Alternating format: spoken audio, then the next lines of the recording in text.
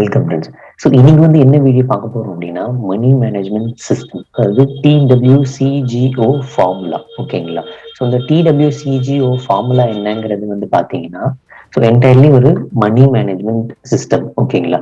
So நம்ம வந்து சம்பாதிக்கிற காசு எங்கே செலவாகுது, எதுக்கு செலவாகுது, ஏன்னு செலவு பண்றோன்னே தெரியாம வந்து செலவு பண்ணிட்டு இருக்கோம். ஓகேங்களா? ஸோ சம்பாதிக்கிற காசு வாங்கின உடனே அடுத்த ஒரு வாரத்திலேயோ இல்லை 2 நாள்லயும் காணாம போயிடும்.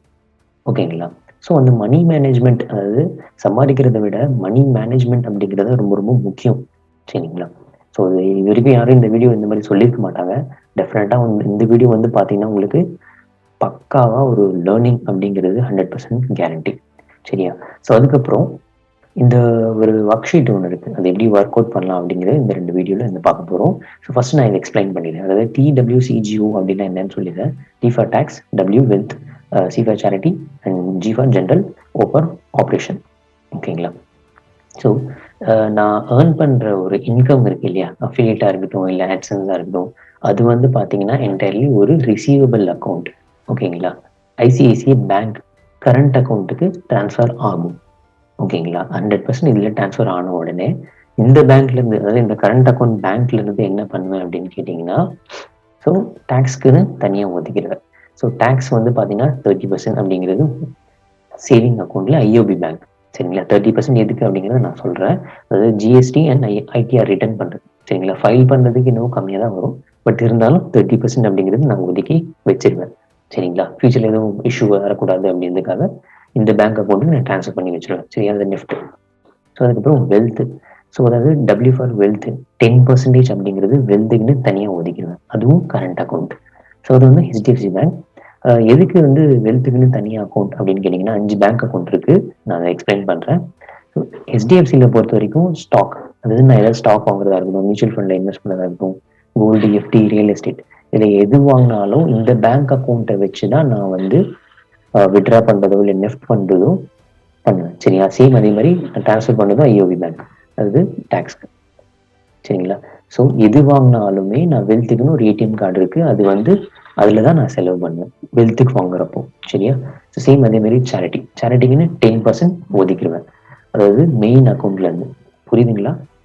கரண்ட் அக்கௌண்ட்லேருந்து, இந்த ICICI கரண்ட் அக்கௌண்ட்லேருந்து டைரெக்டாக சேரிட்டிக்குன்னு தனியாக 10% ஒதுக்கிடுவேன். ஸோ அது saving account Indian bank. So கோயிலுக்கு கொடுக்குறதா இருக்கட்டும், சர்ச் கொடுக்குறதா இருக்கட்டும், இல்லை மசூதி கொடுக்குறதா இருக்கட்டும், ஸோ இது மூணுமே நான் வந்து மூணுத்துக்கும் நான் கொடுக்குறேன். ஸோ அது 10% அப்படிங்கிறது தனியாக ஒதுக்கிறேன். ஃபுட் ரிலீஃப், ஸோ அதுக்கப்புறம் எஜுகேஷன், இதுலேருந்து நான் எது செலவு பண்ணாலுமே இந்த பேங்க் அக்கௌண்ட்லேருந்து தான் நான் வந்து எடுப்பேன். புரியுதுங்களா? இந்தியன் பேங்க்ல தான் விட்ரா பண்ணியும் நான் ட்ரான்ஸ்ஃபர் பண்ணியும் கொடுக்குறது. இந்த மாதிரி தான் மேனேஜ் பண்ணணும். சரிங்களா? ஸோ ஜென்ரல்னு வரப்போ வந்து பார்த்தீங்கன்னா ரொம்ப காம்ப்ளிகேட்டடாக இருக்கும். ஸோ ஜென்ரலில் வந்து 30% ஒதுக்கிடுவேன். அதாவது கரண்ட் அக்கௌண்ட்லேருந்து 30% ஜென்ரலுக்குன்னு தனியாக ட்ரான்ஸ்ஃபர் பண்ணுறேன்.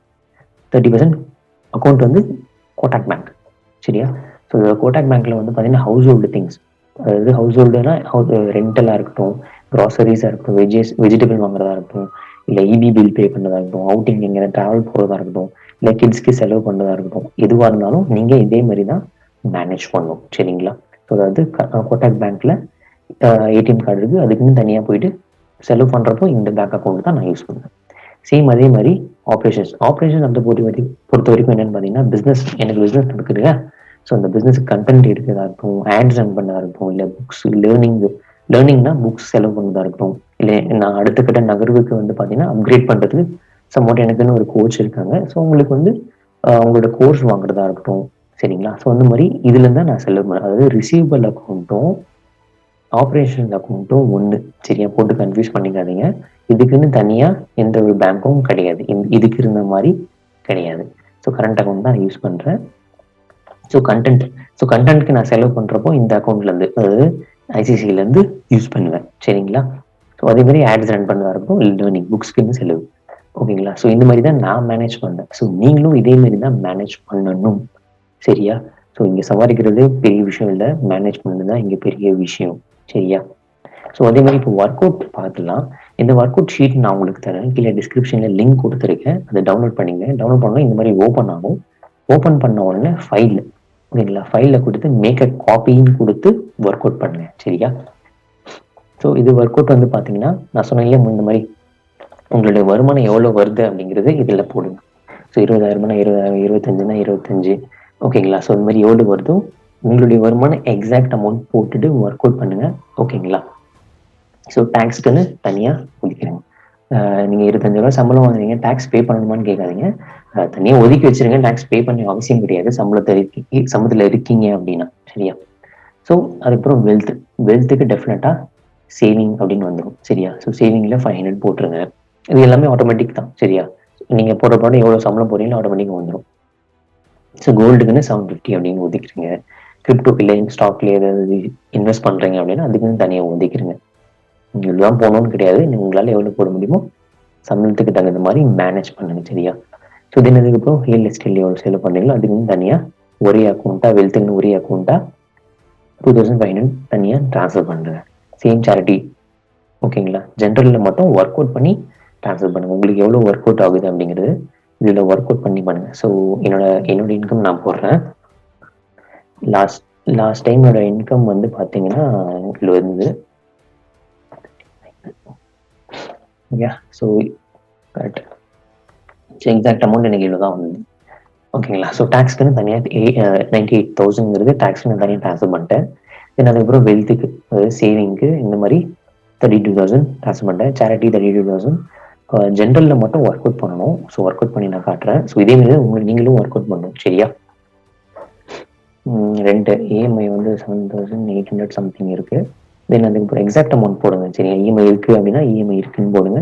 ஹவுஸ் ஹோல்டு திங்ஸ் வந்து பாத்தீங்கன்னா உங்களுடைய கிராசரிஸா இருக்கட்டும், ஸோ அந்த மாதிரி டீடைல்ஸ் எல்லாமே இதுல போடுங்க. எவ்வளவு ஆகுது அப்படிங்கிறது வீட்டுல டிஸ்கஸ் பண்ணுங்க. டிஸ்கஸ் பண்ணிட்டு போடுங்க. அதுக்கப்புறம் ஷாப்பிங்க்குன்னு ஏதாவது இருந்தா போடுங்க 1000. ஸோ அவுட்டிங்க்குன்னு இருந்தா அவுட்டிங்க்குன்னு லாஸ்ட் மந்த் ஒரு 5,000 ஆச்சு. தென் வெக்கேஷன், அதாவது டிராவல், அவுட்டிங் வேற டிராவல் வேற. ஸோ டிராவல் நான் பிரிச்சு கொடுத்துருக்கேன். ஸோ ஒரு வீக்லி ஒன்ஸ் போறவங்களும் இருப்பாங்க. ஓகேங்களா? 4 வெக்கேஷனுக்கு எவ்வளவு ஆகுது அப்படிங்கிறது போட்டு ஒர்க் அவுட் பண்ணுங்க. தென் அதுக்கப்புறம் வந்து பாத்தீங்கன்னா இன்சூரன்ஸ் எனக்கு எதுவுமே இல்லை. ஹாபிஸ் அண்ட் பேஷன் வந்து பாத்தீங்கன்னா லாஸ்ட் டைம் புக்ஸ்க்கு வந்து ஒரு 1,000 rupees செலவாச்சு. ஸோ சில்ட்ரன், இன்கேஸ் உங்களுக்கு சில்ட்ரன் இருக்காங்க அப்படின்னா, கிட்ஸ் இருக்காங்கன்னா கிட்ஸுக்கு எவ்வளவு செலவாகுது அப்படிங்கிறது போடுங்க. தென் ஃபேமிலிக்குன்னு தனியா அப்பா அம்மாக்கு ஏதாவது கொடுக்கணும் அப்படின்னு நினைச்சீங்கன்னா ஸோ அதுவும் நீங்க வந்து தாராளமா கொடுக்கலாம். ஓகே. ஸோ இப்போ வந்து 90,000 ஆச்சுங்களா, அதாவது ஜென்ரல்ல. ஸோ அதுக்கப்புறம் ஆப்ரேஷன்ஸ் வரப்போ வந்து மார்க்கெட்டிங் ஆட்ஸ்க்கு வந்து பாத்தீங்கன்னா லாஸ்ட் டைம் ஆட்ஸ் ஒரு 20,000 ஆச்சு. உங்களுக்கு இந்த மாதிரி வந்து பாத்தீங்கன்னா நீங்களும் இந்த ஒரு ஸ்டேஜுக்கு வருவீங்க, டெஃபினட்டா வருவீங்க. ஸோ அது வரைக்கும் வெயிட் பண்ணுங்க. ஆட்ஸ்லாம் ரன் பண்ணாதீங்க. எனக்கு இது செலவாகுதுங்கிறது நான் வந்து எனக்கு வந்து ஒர்க் அவுட் பண்ணி நான் காட்டுறேன். சரியா? டூல்ஸுக்குன்னு வந்து பாத்தீங்கன்னா ஸோ அமௌண்ட் 3,000 இந்த மாதிரி ஆகும். இன் எஜுகேஷன் அண்ட் கண்டென்ட் வந்து லாஸ்ட் மந்த் 15,000 ஆச்சு. 15,000 ஆச்சு. ஓகே. ஸோ இந்த மாதிரி ஒர்க் அவுட் பண்ணி இதை அப்படியே பிரிண்ட் எடுத்துட்டு நீங்க உங்களோட ஃபேமிலியோட டிஸ்கஸ் பண்ணுங்க. சரியா? ஸோ உங்களுக்கு வெல்த்துக்கு எவ்வளவு ஆகுது, சேரிட்டிக்கு இவ்வளவு கொடுக்கணும் அப்படிங்கிறது, சேரிட்டி இந்த லாஸ்ட் மந்த் இவ்வளவு கொடுத்துருப்போம். ஸோ இது வந்து பிராகிங் தன் பெருமையாக நான் சொல்லலை. ஜென்ரலா நீங்களும் இதே மாதிரி கொடுத்துதான் ஆகணும். 10% கொடுத்துதான் ஆகணும். வேற வழியே இல்லை. சரியா?